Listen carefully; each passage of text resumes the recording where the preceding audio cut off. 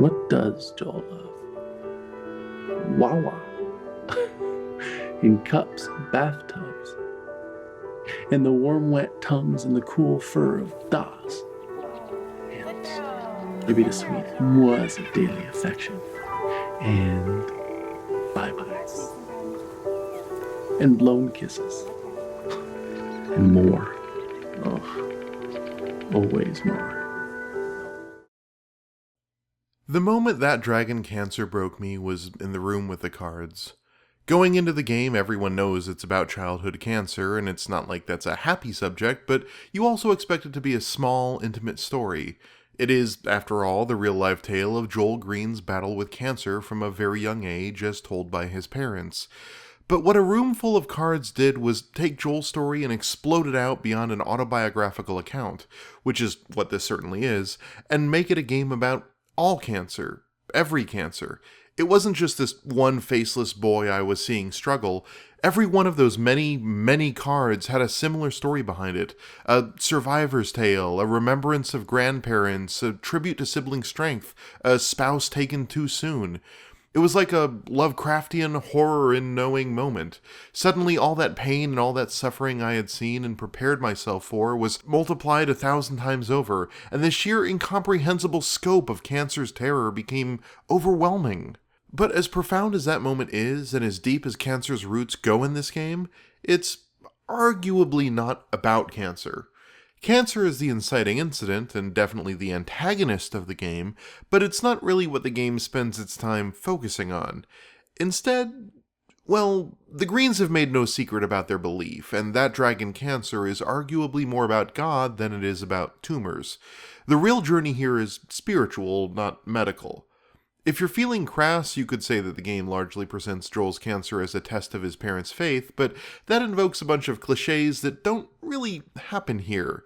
The Greens don't lose faith entirely and have to find it again in some dramatic fashion. This isn't something as banal as Shyamalan's Signs, for example.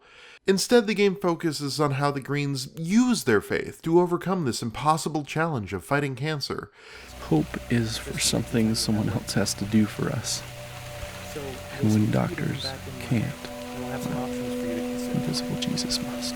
Their belief isn't destroyed and rebuilt, but rather it's their faith that buoys them in the storm. Joel's mother, Amy, becomes more fervent in her belief of immediate and divine intervention. At every turn, she sees no choice but to believe harder and more devoutly. She views God's mercy as undeniable and inevitable, as the alternative proves unthinkable.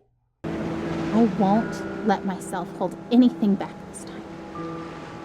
I would rather feel disappointed and let God heal my heart than to feel like I did not push myself as far as I possibly could in faith for my son. In contrast, Joel's father, Ryan, retreats inward.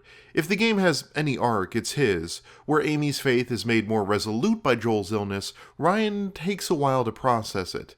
He wallows in despair, uncertain of whether to allow himself the hope that God will one day show any mercy at all. Again, he never truly loses faith. This isn't that kind of story, but Ryan knows how few prayers are directly answered. He's afraid of being hurt, afraid of what that sort of disappointment might do to him. Just get in the boat! You have to let me feel this! Someone has to. That's not fair.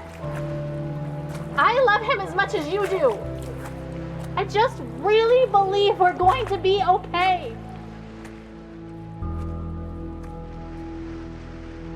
But in one of the game's most emotionally trying scenes, Ryan gets something of an answer. One night, Joel won't stop crying. He's in pain and suffering, and what starts as normal crying slowly grows into shrieking and writhing in agony. Carrying Joel around the room doesn't help. Food doesn't help. And slowly Ryan realizes that he is incapable of providing comfort to his own son. I am empty. You are.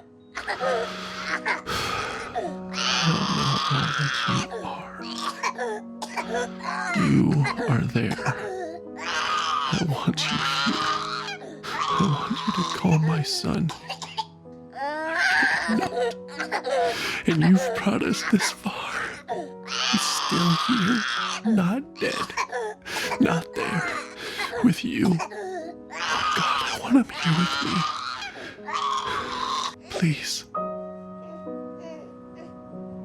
And in that moment of powerlessness, that moment of despair where he admits that it's only God that can possibly help Joel find peace, the screaming stops and Joel finally goes to sleep. God doesn't often deal in showy miracles, but sometimes he can offer the desperate and suffering a bit of grace. It's also important to note that while that dragon cancer is undeniably sad, and at times overwhelmingly so, the message is not one of despair, but of hope. Throughout all of this pain, the Greens are a family that refuses to give up. On Joel, on the fight against his disease, on each other, on God.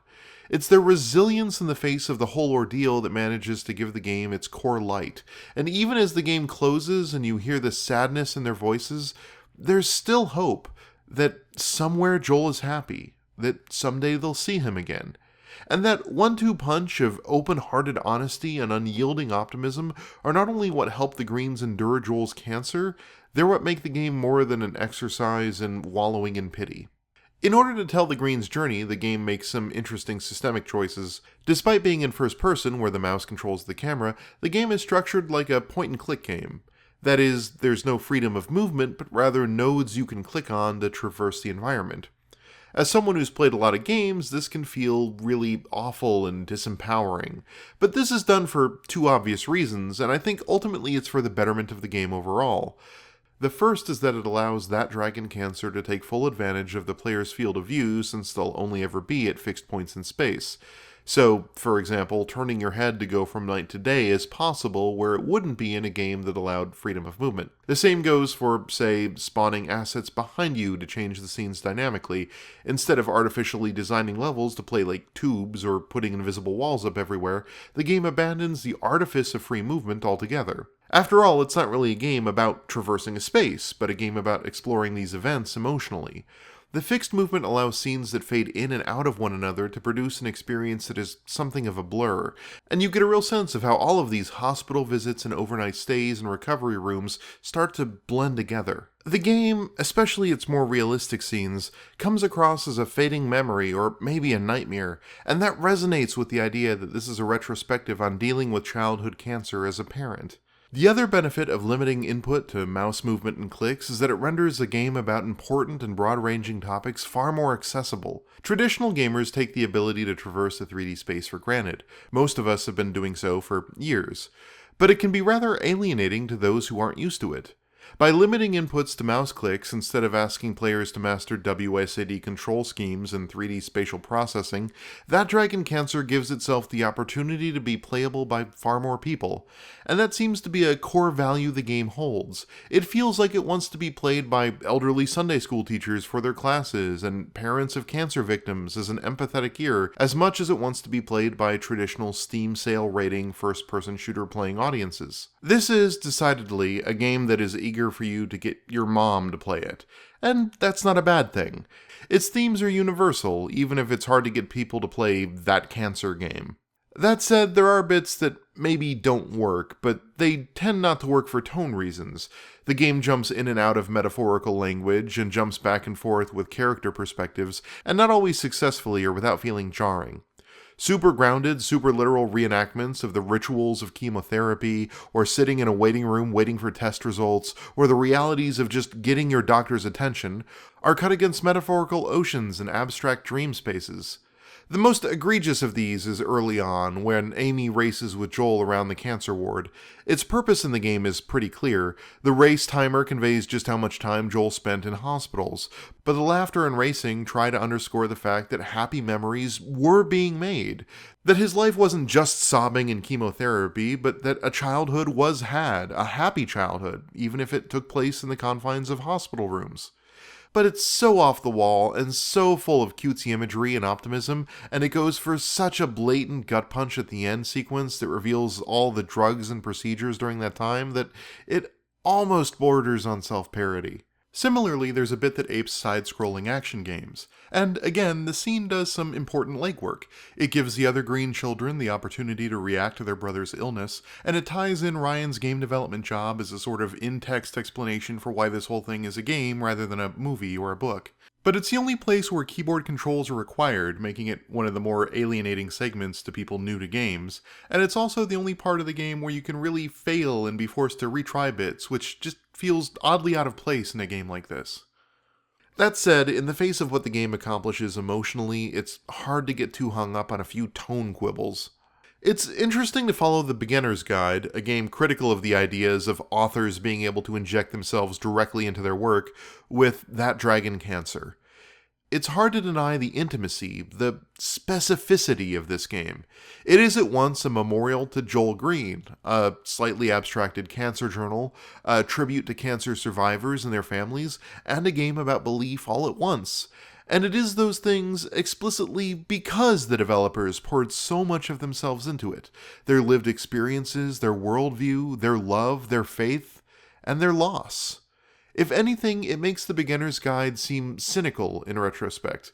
Fictionalized metatext on top of fictionalized metatext designed to distance and obfuscate the author from his own work. That Dragon Cancer, on the other hand, is nothing if not earnest. This is the developers putting themselves out there in a slightly fictionalized, but nevertheless autobiographical way about something profoundly personal. And more than anything, I think it's that act of bold vulnerability that is That Dragon Cancer's biggest success. This isn't the first autobiographical game, but it is perhaps the highest profile one we've seen in years. Whether this game reflects your experiences with cancer or not, whether it reflects your faith or not, it does reflect that of the Greens in a very direct and real way. And maybe you don't get to know the Greens the way that Davey thought he knew Coda, but you do, I think, come to understand them more. And maybe that's more important.